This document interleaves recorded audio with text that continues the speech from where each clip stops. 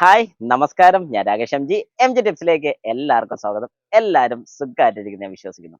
നമ്മുടെ വാഹനത്തിന്റെ ഒരു പ്രത്യേക കാര്യം പറയാൻ വേണ്ടിയാണ് ഇന്ന് ഞാൻ വന്നിരിക്കുന്നത്. അതായത് എഞ്ചിൻ ഓയിൽ മാറുന്ന സമയത്ത് എന്തുകൊണ്ടാണ് ഓയിൽ ഫിൽട്ടർ റീപ്ലേസ് ചെയ്യുന്നത്? കാരണം ചിലരെങ്കിലും എന്നോട് ചോദിച്ചിട്ടുള്ള ഒരു കാര്യം, രാകേഷ് ഓയിൽ മാറിയാൽ പോരെ, എന്തിനാ ഓയിൽ ഫിൽട്ടർ മാറുന്നത്? ഇപ്പം പെട്രോൾ വണ്ടിയുടെ ഒരു കേസ് കേട്ടിൽ വലിയ പ്രശ്നം വരുന്നില്ല, കാരണം 90 രൂപ 100 രൂപ റേഞ്ച് ഒക്കെ വരുന്നുള്ളൂ.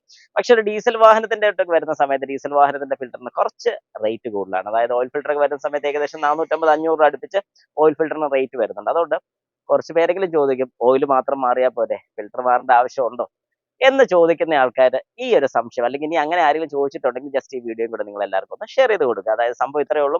എഞ്ചിൻ ഓയിൽ മാറുന്നതിന്റെ കൂട്ടത്തിൽ എഞ്ചിൻ ഓയിലിന്റെ ഫിൽറ്റർ എന്തിനാണ് മാറുന്നത് ചോദിച്ചു കഴിഞ്ഞാൽ, ഫിൽറ്റർ എന്ന് ഉദ്ദേശിക്കുന്നത് ശരിക്കും ഒരു അരിപ്പ തന്നെയാണ്. അതായത് ഒരു സാധനത്തിനെ ഫിൽട്ടർ ചെയ്യിക്കാൻ വേണ്ടി യൂസ് ചെയ്യുന്നത്.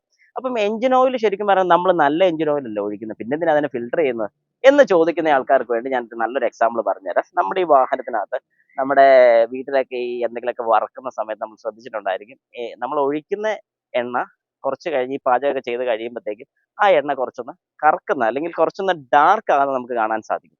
ഇത് സെയിം പർപ്പസ് തന്നെയാണ് വാഹനത്തിനകത്ത് വരുന്നത്. അപ്പോൾ വാഹനത്തിനകത്ത് ആരെങ്കിലും ഇപ്പോൾ വറക്കുന്നുണ്ടോ എന്ന് വെച്ചാൽ വറക്കുന്ന പരിപാടിയൊന്നുമല്ല, പക്ഷെ ഇതിനകത്ത് അതിലും വലിയ കാര്യങ്ങൾ, അല്ലെങ്കിൽ അതുക്കും മേലെയുള്ള കാര്യങ്ങളാണ് ഇതിനകത്ത് നടക്കുന്നത്. അതായത് ഇതിനകത്ത് ശരിക്കും എക്സ്പ്ലോഷൻ ഉണ്ടാകുന്നുണ്ട്. നമ്മുടെ വാഹനം എങ്ങനെ സ്റ്റാർട്ട് ആകുന്നു അല്ലെങ്കിൽ എങ്ങനെ ഓടുന്നു എന്ന് വെച്ച് കഴിഞ്ഞാൽ ഇവിടെ പൊട്ടിത്തെറി നടക്കുന്നുണ്ട്, ബേണിംഗ് നടക്കുന്നുണ്ട്. ചെറിയ ബേണിംഗ് അല്ല, നല്ല പൊട്ടിത്തെറി തന്നെയാണ് നടക്കുന്നത് പറയാം. ആ പൊട്ടിത്തെറി നടക്കുന്ന സമയത്ത് അവിടെ ഹീറ്റ് ഉണ്ടാകുന്നുണ്ട്. ഈ ഹീറ്റ് ഉണ്ടാകുന്നതിന്റെ കാരണം കൊണ്ട് തന്നെ അവിടെ കാർബണിന്റെ ഡെപ്പോസിറ്റ് ഉണ്ടാകുന്നുണ്ട്. ഈ കാർബണിനെ വലിച്ചുകൊണ്ട് പോകുന്ന, അല്ലെങ്കിൽ അത് ക്ലീൻ ചെയ്യാൻ വേണ്ടി യൂസ് ചെയ്യുന്നത് ഈ പറയുന്ന എഞ്ചിൻ ഓയിൽ തന്നെയാണ്. അതുകൊണ്ടാണ് എഞ്ചിൻ ഓയിൽ ബ്രൗൺ ആകുന്നത്, ബ്ലാക്ക് ആകുന്നത്. ഈ കാരണങ്ങളൊക്കെ വരുന്നത് അത് കാർബൺ ഡെപ്പോസിറ്റിനെ വലിച്ചുകൊണ്ട് പോവുക.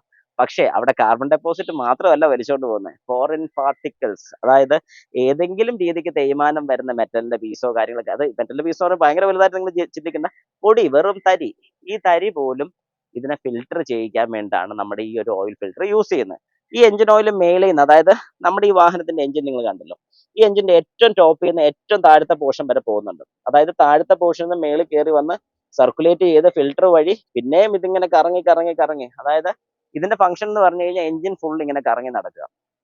ഇങ്ങനെ കറങ്ങി നടക്കുന്ന സമയത്ത് ഈ കാർബൺ ഡെപ്പോസിറ്റും ഫോറിൻ പാർട്ടിക്കിൾസും ഇങ്ങനെ എന്തൊക്കെയുണ്ടോ അതെല്ലാം ഈ ഫിൽറ്ററിനകത്തോട്ട് കൊണ്ട് വെക്കും. വെച്ച് കഴിഞ്ഞിട്ട് ഫിൽറ്റർ അതിനെ ക്ലീൻ ചെയ്തിട്ടായിരിക്കും ഓയിലിനെ കടത്തി വിടുന്നത്. അപ്പോൾ എന്താണ് ഇതിൽ നമുക്ക് മനസ്സിലാക്കാൻ സാധിക്കുന്നത്? എഞ്ചിൻ ഓയിൽ കറക്കുന്നതിന്റെ കൂട്ടത്തിൽ തന്നെ ഫിൽറ്ററും അതുപോലെ തന്നെ മുഷിഞ്ഞുകൊണ്ടിരിക്കുകയാണ്, അല്ലെങ്കിൽ ഡേർട്ടി ആയിക്കൊണ്ടിരിക്കുകയാണ്.